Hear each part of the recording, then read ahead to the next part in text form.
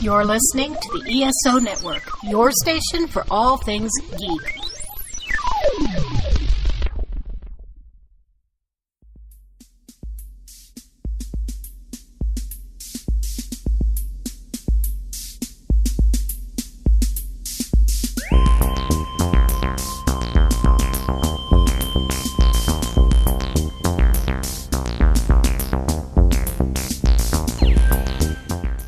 Hey guys, this is the Monster from the Monster Sci-Fi Show. So I'm here today to give you my feelings about Star Trek Lower Decks. There's a lot to say that I don't want to be mean-spirited, but Star Trek Lower Decks is not a good show. And I'm saying this as someone who went through all 10 episodes just recently, just so I can have an insight about why I didn't like this idea. I gave it my time and a little bit of my money to watch this series. So rather than judge it outright and hating it, I made sure that I gave it time to do whatever it had to do to win me over as a fan. And it didn't. Simply put, if this show was not called Star Trek Lower Decks, and just been about lower deck crew members, that would have worked.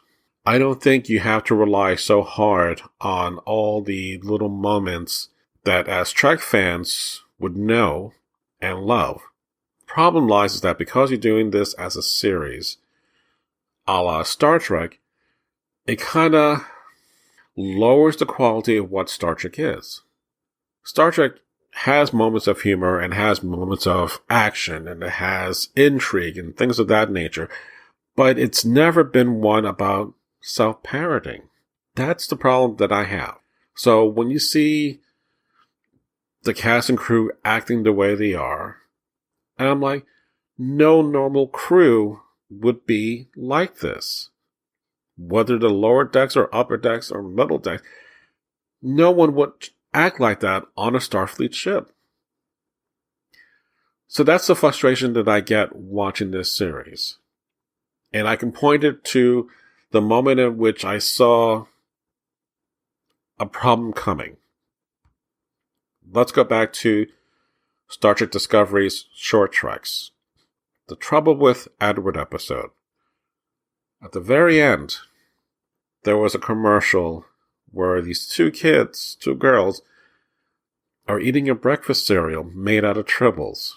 While to the novice, if you don't know anything about tribbles, it might have been kind of funny. But to me, it was just minimizing the impact of what tribbles are to the Star Trek universe. It's not that funny. If you're going to then make an animated series and do the exact same thing, but on across the board, and throw all these little insights, the encounters that Picard had with Q, or Kirk references, I'm like, there are moments and it doesn't work. There was, when you have moments where it's not related to Star Trek, like Badgie, for example, in the holodeck, which I actually liked a lot, that he becomes self-aware with the virus. That was hysterical. That's what you can do with Star Trek Lower Decks. Except, again, don't call it Star Trek Lower Decks. Just call it Lower Decks. The Orville has been compared to being more Star Trek than Star Trek Discovery. It has humor. It pokes fun at certain things that Star Trek does. But it doesn't have to rely on the fact that it doesn't have to call out Star Trek knowledge. It's just general things that, in that setting, it works. So again, the animated series, as a comedy and self-parroting comedy, it doesn't work. Big fan of the original Star Trek animated series. But again, if this series either focuses as a Star Trek show, or does something separate and make it a comedy parody show, it just can't do both. And I'm saying this in great reference to Star Trek.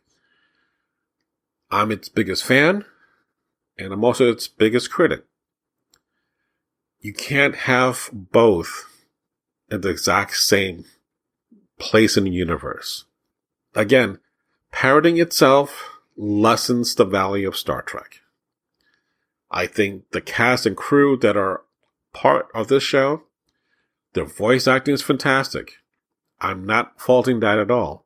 And there are moments in which I could see myself watching this, take out the Star Trek parts, and just poke fun of things that are like that, but not to be so on the nose about Star Trek knowledge.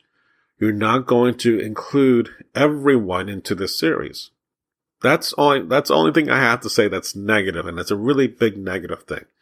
You don't see Star Wars doing a holiday special. Now we take that back. They did a holiday special. Okay, I don't think they did that on purpose, but the Legos holiday special is fantastic.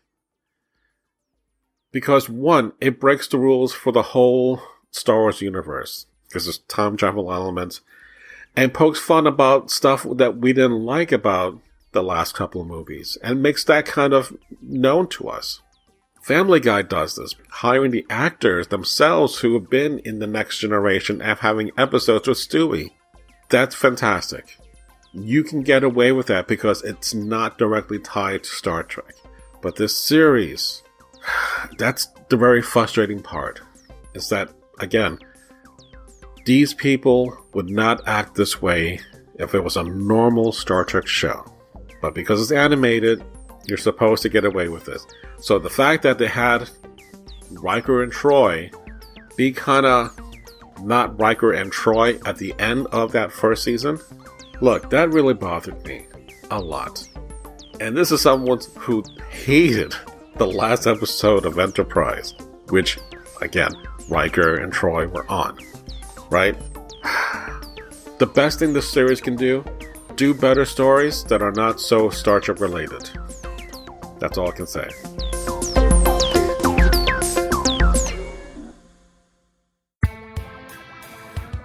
Everyone these days could use a little support, and your friends at the ESO Network are no different. With the ESO Network Patreon, the cool thing is when you help support us, it's you who will benefit. With 4 tiers starting for as little as 25 cents a week, you can listen to some of your favorite network podcasts early, hear exclusive content, maybe get some ESO swag, or even possibly take a shot at the geek seat. All you need to do is sign up at patreon.com/ESO Network.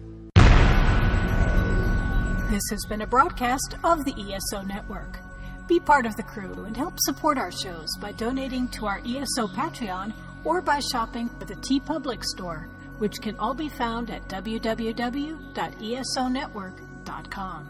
The ESO Network, your station for all things geek.